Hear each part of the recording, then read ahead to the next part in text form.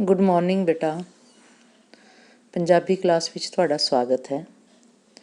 ਅੱਜ ਆਪਾਂ ਤੁਹਾਡੀ ਪੰਜਾਬੀ ਦੀ ਪਾਠ ਪੁਸਤਕ ਸਾਹਿਤਕ ਰੰਗ ਦੀ ਜੀਵਨੀ ਡਾਕਟਰ ਅਬਦੁਲ ਕਲਾਮ, ਅੰਤਕ ਵਿਗਿਆਨੀ ਡਾਕਟਰ ਅਬਦੁਲ ਕਲਾਮ ਦੀ ਜੀਵਨੀ ਦੇ ਪਾਠ ਤੋਂ ਅੱਗੇ ਵਾਲੇ ਪ੍ਰਸ਼ਨ ਕਰ ਰਹੇ ਹਾਂ। ਤੁਸੀਂ ਸਭ ਨੇ ਡਾਕਟਰ ਅਬਦੁਲ ਕਲਾਮ ਦੀ ਜੀਵਨੀ ਪੜ੍ਹੀ ਹੋਣੀ ਹੈ ਅਤੇ ਉਹਨਾਂ ਤੋਂ ਪ੍ਰੇਰਨਾ ਵੀ ਲਈ ਹੋਣੀ ਹੈ। ਉਹਨਾਂ ਦੇ ਦਿੱਤੇ ਵਿਚਾਰਾਂ ਨੂੰ ਸੱਚਮੁੱਚ ਜ਼ਿੰਦਗੀ ਵਿੱਚ ਧਾਰਨ ਕਰਨਾ ਚਾਹੀਦਾ ਹੈ ਅਤੇ ਅੱਗੇ ਵਧਣ ਦੀ ਸੋਚ ਰੱਖਣੀ ਚਾਹੀਦੀ ਹੈ। ਆਓ ਆਪਾਂ ਪਾਠ ਤੋਂ ਅੱਗੇ ਵਾਲੇ ਪ੍ਰਸ਼ਨ ਕਰੀਏ। ਪਹਿਲਾ ਪ੍ਰਸ਼ਨ ਹੈ, ਦੇਸ਼ ਦੀ ਸੇਵਾ ਕਰਨ ਵਾਲੇ ਕਿਸੇ ਹੋਰ ਵਿਗਿਆਨੀ ਬਾਰੇ ਜਾਣਕਾਰੀ ਦਿਓ। ਇਹ ਤੁਸੀਂ, ਜਿਵੇਂ ਮੈਂ ਪਹਿਲਾਂ ਵੀ ਕਹਿੰਦੀ ਹਾਂ ਕਿ ਤੁਸੀਂ ਇਹਦੇ ਵਿੱਚ ਆਪਣੇ ਵਿਚਾਰ ਦੇ ਸਕਦੇ ਹੋ, ਕਿਸੇ ਵੀ ਵਿਗਿਆਨੀ ਬਾਰੇ ਲਿਖ ਸਕਦੇ ਹੋ। ਇਸ ਵਿੱਚ ਤੁਸੀਂ ਇਹ ਵੀ ਲਿਖ ਸਕਦੇ ਹੋ ਕਿ ਹੋਮੀ ਜਹਾਂਗੀਰ ਭਾਭਾ ਦਾ ਜਨਮ 30 ਅਕਤੂਬਰ 1890 ਵਿੱਚ ਮੁੰਬਈ ਵਿੱਚ ਹੋਇਆ। ਉਹ ਭਾਰਤ ਦੇ ਪਰਮਾਣੂ ਸ਼ਕਤੀ ਕਮਿਸ਼ਨ ਦੇ ਚੇਅਰਮੈਨ ਬਣਨ ਵਾਲੇ ਪਹਿਲੇ ਵਿਅਕਤੀ ਸਨ। ਉਹਨਾਂ ਨੇ ਆਪਣਾ ਵਿਗਿਆਨਿਕ ਸਫ਼ਰ ਨਿਊਕਲੀਅਰ ਫਿਜ਼ਿਕਸ ਵਿੱਚ ਬ੍ਰਿਟੇਨ ਵਿੱਚ ਸ਼ੁਰੂ ਕੀਤਾ। ਭਾਰਤ ਵਾਪਸ ਆ ਕੇ ਉਹਨਾਂ ਨੇ ਕਾਂਗਰਸੀ ਆਗੂਆਂ ਨੂੰ, ਖਾਸ ਤੌਰ 'ਤੇ ਜਵਾਹਰ ਲਾਲ ਨਹਿਰੂ ਜੀ ਨੂੰ ਭਾਰਤ ਵਿੱਚ ਨਿਊਕਲੀਅਰ ਪ੍ਰੋਗਰਾਮ ਸ਼ੁਰੂ ਕਰਨ ਲਈ ਮਨਾਉਣਾ ਸ਼ੁਰੂ ਕੀਤਾ। ਇਸੇ ਕਰਕੇ ਹੋਮੀ ਭਾਭਾ ਨੂੰ ਭਾਰਤੀ ਨਿਊਕਲੀਅਰ ਸ਼ਕਤੀ ਦਾ ਪਿਤਾਮਾ ਕਹਿ ਕੇ ਜਾਣਿਆ ਜਾਂਦਾ ਹੈ। ਪਰ ਬਹੁਤ ਘੱਟ ਲੋਕ ਜਾਣਦੇ ਹਨ ਕਿ ਉਹ ਭਾਰਤ ਵਿੱਚ ਪਰਮਾਣੂ ਬੰਬ ਬਣਾਉਣ ਦੇ ਸਖਤ ਖਿਲਾਫ ਸਨ। ਇਸ ਦੀ ਬਜਾਏ ਉਹਨਾਂ ਨੇ ਸੁਝਾਅ ਦਿੱਤਾ ਕਿ ਪਰਮਾਣੂ ਰਿਐਕਟਰ ਦੇ ਉਤਪਾਦਨ ਦੀ ਵਰਤੋਂ ਭਾਰਤ ਦੀ ਗਰੀਬੀ ਦੂਰ ਕਰਨ ਲਈ ਹੋਣੀ ਚਾਹੀਦੀ ਹੈ। 24 ਜਨਵਰੀ 1966 ਨੂੰ ਏਅਰ ਇੰਡੀਆ ਫਲਾਈਟ 101 ਨਾਲ ਹਾਦਸਾ ਪੇਸ਼ ਆਉਣ ਕਰਕੇ ਉਹਨਾਂ ਦੀ ਮੌਤ ਹੋ ਗਈ। ਦੂਸਰਾ ਪ੍ਰਸ਼ਨ ਹੈ ਕਿ ਤੁਸੀਂ ਇੱਕ ਅਜਿਹੀ ਔਰਤ ਵਿਗਿਆਨੀ ਨੂੰ ਜਾਣਦੇ ਹੋ ਜੋ ਆਪਣੇ ਪ੍ਰਯੋਗ ਸਮੇਂ ਦੇਸ਼ ਲਈ ਜਾਨ ਕੁਰਬਾਨ ਕਰ ਗਈ ਸੀ। ਉਸ ਦੀਆਂ ਪ੍ਰਾਪਤੀਆਂ ਦਾ ਵੇਰਵਾ ਦਿਓ, ਡਿਟੇਲ ਦਿਓ। ਇਹਦੇ ਵਿੱਚ ਤੁਸੀਂ ਕਲਪਨਾ ਚਾਵਲਾ ਬਾਰੇ ਲਿਖ ਸਕਦੇ ਹੋ ਕਿ ਕਲਪਨਾ ਚਾਵਲਾ ਪੁਲਾੜ ਵਿੱਚ ਜਾਣ ਵਾਲੀ ਪਹਿਲੀ ਭਾਰਤੀ ਮੁਟਿਆਰ ਸੀ। ਉਹਨਾਂ ਦਾ ਜਨਮ 1 ਜੁਲਾਈ 1961 ਨੂੰ ਕਰਨਾਲ ਵਿਖੇ ਹੋਇਆ। ਉਹਨਾਂ ਦੇ ਪਿਤਾ ਦਾ ਨਾਮ ਬਨਾਰਸੀ ਲਾਲ ਚਾਵਲਾ ਅਤੇ ਮਾਂ ਸੰਯੋਗਿਤਾ ਚਾਵਲਾ ਸੀ। ਉਸਨੇ 10ਵੀਂ ਦੀ ਪ੍ਰੀਖਿਆ ਟੈਗੋਰ ਬਾਲ ਨਿਕੇਤਨ ਸਕੂਲ ਕਰਨਾਲ ਤੋਂ ਪਾਸ ਕੀਤੀ। 1988 ਈਸਵੀ ਵਿੱਚ ਕਲਪਨਾ ਨੇ ਨਾਸਾ ਵਿੱਚ ਕੰਮ ਕਰਨਾ ਸ਼ੁਰੂ ਕੀਤਾ। 16 ਜਨਵਰੀ 2003 ਨੂੰ ਕਲਪਨਾ ਮਿਸ਼ਨ STS 107 ਦੇ ਕੰਮ ਨੂੰ ਪੂਰਾ ਕਰਨ ਲਈ ਕੋਲੰਬੀਆ ਨਾਂ ਦੇ ਪੁਲਾੜੀ ਜਹਾਜ਼ ਦੀ ਮਹੱਤਵਪੂਰਨ ਮੈਂਬਰ ਵਜੋਂ ਖਲਾ ਵਿੱਚ ਪਹੁੰਚ ਗਈ, ਅੰਤਰਿਕਸ਼ ਵਿੱਚ ਪਹੁੰਚ ਗਈ। ਕਲਪਨਾ ਅਤੇ ਉਸਦੇ ਸਾਥੀ ਵਿਗਿਆਨੀਆਂ ਨੇ ਮਿਲ ਕੇ ਮਨੁੱਖੀ ਸਰੀਰ ਉੱਤੇ ਅੰਤਰਿਕਸ਼ ਦਾ ਪ੍ਰਭਾਵ, ਕੈਂਸਰ ਕੋਸ਼ਿਕਾਵਾਂ ਦੀ ਸਮੀਖਿਆ ਆਦਿ ਨਾਲ ਸੰਬੰਧਿਤ ਤਕਰੀਬਨ 80 ਪ੍ਰਯੋਗ ਕੀਤੇ। ਅਤੇ ਉਹਨਾਂ ਦੀ ਮੌਤ ਕਦੋਂ ਹੋਈ, ਕਿਵੇਂ ਹੋਈ, ਤੁਸੀਂ ਸਭ ਜਾਣਦੇ ਹੋ। ਸੰਨ 2000 ਵਿੱਚ ਕਲਪਨਾ ਨੂੰ ਇੱਕ ਉਡਾਨ ਮਿਸ਼ਨ ਜਿਸ ਦਾ ਨਾਂ STS 107 ਸੀ, ਹਿੱਸਾ ਬਣਨ ਦਾ ਮੌਕਾ ਮਿਲਿਆ ਅਤੇ ਉਹਨਾਂ ਦੀ ਮੌਤ 1 ਫਰਵਰੀ 2003 ਨੂੰ ਆਪਣੇ ਸਾਥੀ ਵਿਗਿਆਨੀਆਂ ਨਾਲ ਜਦੋਂ ਉਹ ਧਰਤੀ ਵੱਲ ਵਾਪਸ ਆ ਰਹੀ ਸੀ ਤਾਂ ਆਖਰੀ 16 ਮਿੰਟ ਬਹੁਤ ਖਤਰਨਾਕ ਸਿੱਧ ਹੋਏ ਉਹਨਾਂ ਲਈ। ਧਰਤੀ ਦੇ ਵਾਯੂਮੰਡਲ ਵਿੱਚ ਦਾਖਲ ਹੋਣ ਤੋਂ ਸਿਰਫ 16 ਮਿੰਟ ਪਹਿਲਾਂ ਇੱਕ ਪੁਲਾੜੀ ਜਹਾਜ਼ ਸੀ ਤਬਾਹ ਹੋ ਗਿਆ। ਕਲਪਨਾ ਇਸ ਹਾਦਸੇ ਦਾ शिकार हो गए। इस विच तुसी मैडम क्यूरी बारे भी लिख सकते हो, किसी होर महिला विग्यानी बारे भी लिख सकते हो।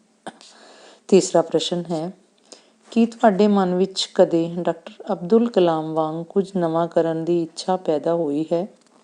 ਇਸ ਬਾਰੇ ਆਪਣੇ ਵਿਚਾਰ ਪੇਸ਼ ਕਰੋ।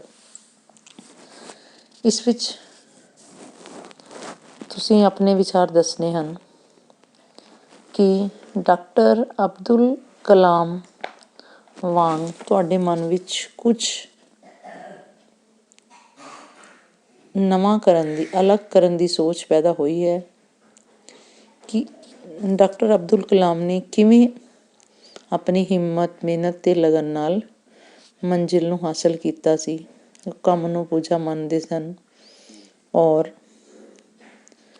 ਤੁਸੀਂ ਚਾਹੋ ਤਾਂ ਉਹਨਾਂ ਦੀਆਂ ਇਹਨਾਂ ਜਿਹੜੀਆਂ ਜਜ਼ਬੇ ਹੈ ਉਹਨਾਂ ਤੋਂ ਬਹੁਤ ਕੁਛ ਸਿੱਖ ਸਕਦੇ ਹੋ। ਤੁਸੀਂ ਇਹਦੇ ਵਿੱਚ ਤੁਸੀਂ ਲਿਖ ਸਕਦੇ ਹੋ ਕਿ ਅਸੀਂ ਉਹਨਾਂ ਤੋਂ ਬਹੁਤ ਕੁਝ ਸਿੱਖਿਆ, ਕਿਵੇਂ ਮਨੁੱਖ ਕੱਖ ਤੋਂ ਲੱਖ ਦਾ ਬਣ ਸਕਦਾ ਹੈ। ਇਹ ਉਹਨਾਂ ਦੀ ਵੱਖਰੀ ਸੋਚ ਸੀ। ਤੁਸੀਂ ਲਿਖ ਸਕਦੇ ਹੋ ਕਿ ਮੈਂ ਮੁਹੱਲੇ ਦੇ ਅਨਪੜ੍ਹ ਵਿਦਿਆਰਥੀਆਂ ਨੂੰ ਪੜ੍ਹਾਉਣ ਬਾਰੇ ਸੋਚਿਆ ਹੈ, ਜਾਂ ਮੇਰੇ ਤੋਂ ਛੋਟੇ ਵਿਦਿਆਰਥੀ ਹੈ ਜਿਹੜੇ ਮੈਂ ਉਹਨਾਂ ਨੂੰ ਪੜ੍ਹਾ ਸਕਦਾ ਹਾਂ ਜਾਂ ਸਕਦੀ ਹਾਂ। ਛੁੱਟੀ ਵਾਲੇ ਦਿਨ ਤੁਸੀਂ ਕਿਸੇ ਦੀ ਕਿਵੇਂ ਸਹਾਇਤਾ ਕਰ ਸਕਦੇ ਹੋ। ਜੋ ਵੀ ਤੁਹਾਡੇ ਮਨ ਵਿੱਚ ਕੁਛ ਨਵਾਂ ਕਰਨ ਦੀ ਇੱਛਾ ਹੈ ਉਹ ਤੁਸੀਂ ਲਿਖ ਸਕਦੇ ਹੋ। ਅਗਲਾ ਪ੍ਰਸ਼ਨ ਹੈ, ਡਾਕਟਰ ਅਬਦੁਲ ਕਲਾਮ ਦੇ ਜੀਵਨ ਤੋਂ ਸਾਨੂੰ ਕਿਹੜੀਆਂ ਮਾਨਵੀ ਕਦਰਾਂ ਕੀਮਤਾਂ ਦੀ ਸਿੱਖਿਆ ਮਿਲਦੀ ਹੈ? ਇਹਦੇ ਬਾਰੇ ਦੱਸਣਾ ਹੈ। ਅਸੀਂ ਉਹਨਾਂ ਦੇ ਜੀਵਨ ਤੋਂ ਕਿਹੜੀ ਮੋਰਲ ਐਜੂਕੇਸ਼ਨ ਪ੍ਰਾਪਤ ਕਰ ਸਕਦੇ ਹਾਂ ਕਿ ਉਹਨਾਂ ਨੇ ਕਿਵੇਂ ਮਾਨਵਤਾ ਨਾਲ ਸੰਬੰਧਿਤ ਕੰਮ ਕੀਤੇ। ਇਹਦੇ 'ਚ ਤੁਸੀਂ ਆਪਣੇ ਵਿਚਾਰ ਲਿਖ ਸਕਦੇ ਹੋ। ਇਹ ਵੀ ਲਿਖ ਸਕਦੇ ਹੋ, ਉਸਾਰੂ ਅਰਥ ਵਿਵਸਥਾ ਅਤੇ ਪ੍ਰਬੰਧਕੀ ਸਮਰੱਥਾ ਨਾਲ ਦੁਨੀਆ ਵਿੱਚ ਆਪਣਾ ਇੱਕ ਨਵਾਂ ਵਜੂਦ ਬਣਾਇਆ ਜਾ ਸਕਦਾ ਹੈ। ਜੇ ਲੋਕ ਰਾਜ ਪ੍ਰਣਾਲੀ ਹੈ ਤਾਂ ਉਹਦੇ 'ਚ ਸੰਵਿਧਾਨ ਦਾ ਪਾਲਣ ਕਰਨਾ ਜ਼ਰੂਰੀ ਹੈ। ਔਰਤਾਂ ਸਮੇਤ ਸਭ ਨੂੰ ਅਧਿਕਾਰਾਂ ਦੀ ਪ੍ਰਾਪਤੀ ਹੋਣੀ ਚਾਹੀਦੀ ਹੈ। ਉਹਨਾਂ ਨੇ ਸਰਬ ਧਰਮ ਸੋਚ ਵਾਲੀ ਸੋਚ ਨੂੰ ਦੇਸ਼ ਦੀ ਤਾਕਤ ਮੰਨਿਆ ਅਤੇ ਉਹ ਇਹ ਵੀ ਕਹਿੰਦੇ ਸਨ ਕਿ ਸੁਪਨੇ ਉਹ ਨਹੀਂ ਹੁੰਦੇ ਜੋ ਤੁਸੀਂ ਨੀਂਦ ਵਿੱਚ ਵੇਖਦੇ ਹੋ, ਸਗੋਂ ਸੁਪਨੇ ਉਹ ਹੁੰਦੇ ਹਨ ਜੋ ਤੁਹਾਨੂੰ ਸੌਣ ਨਹੀਂ ਦਿੰਦੇ। ਹੇਠ ਲਿਖੇ ਵਾਕਾਂ ਵਿੱਚੋਂ ਸਹੀ ਵਿਸਮਿਕ ਦੀ ਚੋਣ ਕਰੋ। ਅਗਲਾ ਪ੍ਰਸ਼ਨ ਹੈ, ਪਹਿਲਾ ਹੈ ਇਹਦੇ ਵਿੱਚ ਪਹਿਲਾ ਪੁਆਇੰਟ ਹੈ, ਆਹ ਸਾਡੀ ਪਰਖ ਸਫਲ ਹੋ ਗਈ। ਇਹਦੇ ਵਿੱਚੋਂ ਵਿਸਮਿਕ ਸ਼ਬਦ ਦੀ ਚੋਣ ਕਰਨੀ ਹੈ। ਦੱਸਣਾ ਹੈ ਕਿ ਕਿਹੜਾ ਵਿਸਮਿਕ ਹੈ। ਇਹ ਖੁਸ਼ੀ ਵਾਲਾ ਵਿਸਮਿਕ ਹੈ। ਦੂਸਰਾ ਹੈ, ਕਾਸ਼ ਮੇਰਾ ਦੇਸ਼ ਭ੍ਰਿਸ਼ਟਾਚਾਰ ਮੁਕਤ ਹੁੰਦਾ। ਇਹ ਇੱਛਾਵਾਚਕ ਵਿਸਮਿਕ ਹੈ।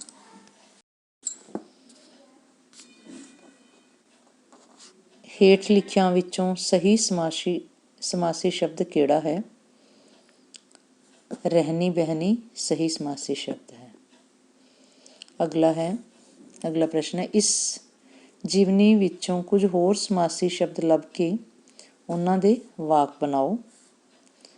ਤੁਸੀਂ ਸਮਾਸੀ ਸ਼ਬਦ ਲੱਭਣੇ ਹਨ ਔਰ ਉਹਨਾਂ ਦੇ ਵਾਕ ਬਣਾਉਣੇ ਹਨ, ਜਿਵੇਂ ਚੰਗਾ ਚੋਖਾ, ਸਰਕਾਰੀ ਦਰਬਾਰੀ, ਮਾਨ ਸਨਮਾਨ ਆਦਿ। ਇਸ ਤਰ੍ਹਾਂ ਹੋਰ ਸਮਾਸੀ ਸ਼ਬਦ ਲੱਭੋ ਅਤੇ ਉਹਨਾਂ ਦੇ ਵਾਕ ਬਣਾਓ। ਅਗਲਾ ਪ੍ਰਸ਼ਨ ਹੈ, ਸਹੀ ਵਿਕਲਪ ਚੁਣੋ। ਇਸ ਦਾ ਪਹਿਲਾ ਪ੍ਰਸ਼ਨ ਹੈ, ਅਨ ਅਗੇਤਰ ਵਾਲਾ ਸਹੀ ਸ਼ਬਦ ਚੁਣੋ। ਅਨਸਫਲ ਵੀ ਕੋਈ ਸ਼ਬਦ ਨਹੀਂ ਹੁੰਦਾ, ਖੁਸ਼ਕਿਸਮਤ ਵੀ ਨਹੀਂ ਹੁੰਦਾ, ਅਣਅੰਤ ਵੀ ਨਹੀਂ ਹੁੰਦਾ। ਅਨ ਅਗੇਤਰ ਵਾਲਾ ਸਹੀ ਸ਼ਬਦ ਕਿਹੜਾ ਹੈ? ਅਣਥੱਕ।